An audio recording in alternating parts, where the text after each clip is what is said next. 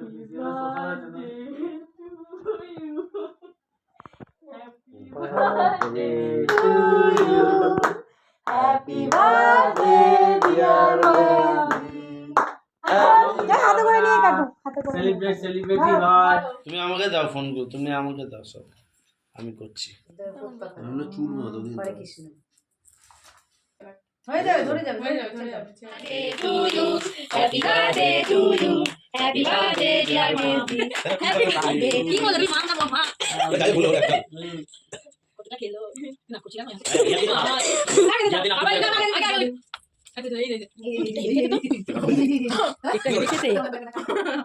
কেন আমাকে দিচ্ছি দে ভালো তো না না এই বল আই বাটন করেছি ভালো ভালো এই বাদ করে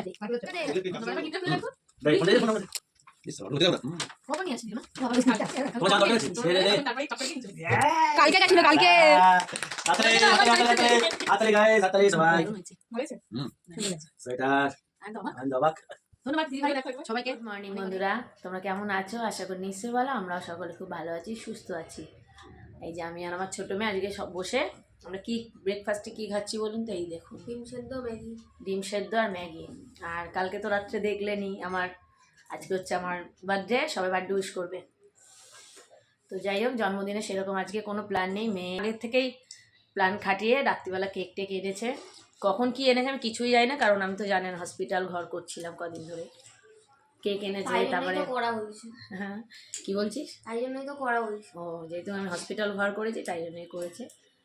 যাই হোক, কেক কাটিং হয়েছে। মেয়ে আমাকে একটা গিফটও দিয়েছে, যেটা আমার খুব পছন্দ হয়েছে। একটা সোয়েটার দিয়েছে, জুডিওতে গেছে, কেক এনেছে, সারপ্রাইজ পেলাম, ভালোই লাগলো। আর এইবার আর সেরকম কোনো প্ল্যান নেই। আগের বারেও প্ল্যান করে একটুখানি বাইরে খেতে টেতে গেছিলাম, কারণ শ্বশুরমশাই অসুস্থ যেহেতু, সেই কারণে। আর মানে মাথার মধ্যে সত্যি আমার জন্মদিন যে আজকের ডেটে আমি মনেই ছিল না। মেয়ে যদি না রাতে 12টায় সারপ্রাইজ দিত, বুঝতেই পারতাম না।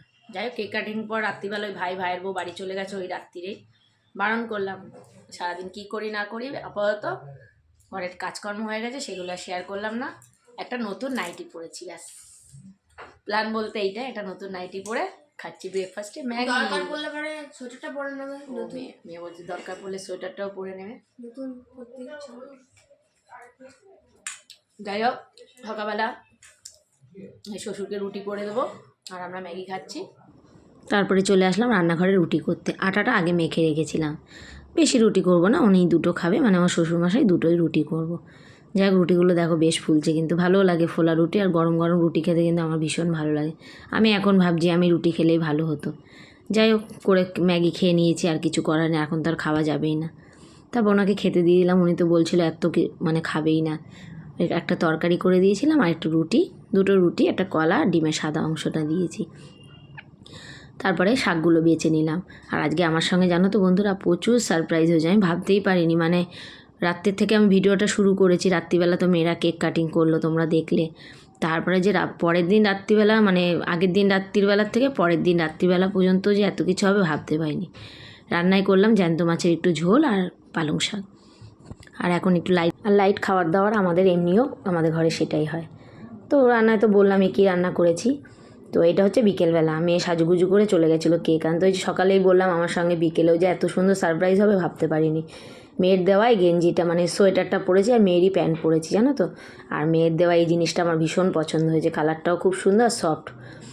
তো যাই হোক, প্রদীপ, বোনের বর, বোন, তারপরে ভাইয়ের বউ সব প্ল্যান করে আবার আমার জন্য একটা কেক এনেছে। আর সবার মুখে দেখছে হাসিটা, মানে একদম যে আমার জন্য মন থেকে করেছে এটা একদম বোঝা যাচ্ছে। তো আর কেকটা দেখো মেয়ের জামার সঙ্গে একদম ম্যাচ করে গেছে। ওই যে বললাম, সব ওপরওয়ালাই ঠিক করে রাখে যে আজকে তোমার জন্য এই জিনিসটা হবে, সেটাই হয়ে যায়। আমি খুবভাবে এই জিনিসটা মানি। তো যাই হোক, আগে বন্ধুরা আমাদের তো এই জন্মদিন এরকম ছোটোবেলায় কিছুই হতো না। ছেলে মেয়ে বড়ো হওয়ার সাথে সাথে আমাদের নিজেদেরও সব কিছু পরিবর্তন হয়েছে।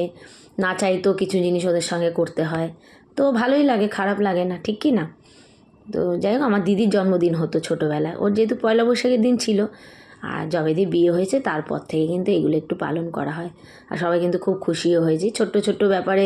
আর আমি কি বলতো, একটু অল্পতেই খুশি হয়ে যাই। ছোট্ট ব্যাপারে খুশি থাকাটা ভালোই লাগে। সবাইকে কেক খাইয়ে দিলাম, আর মাথায় দেখতেই পাচ্ছ একদম স্নোফলে ভর্তি করে দিয়েছে। আর সবাই কিন্তু নেচেই যাচ্ছে, কন্টিনিউ সবার মধ্যে নাচ চলছে, মানে গান চলছে যেহেতু।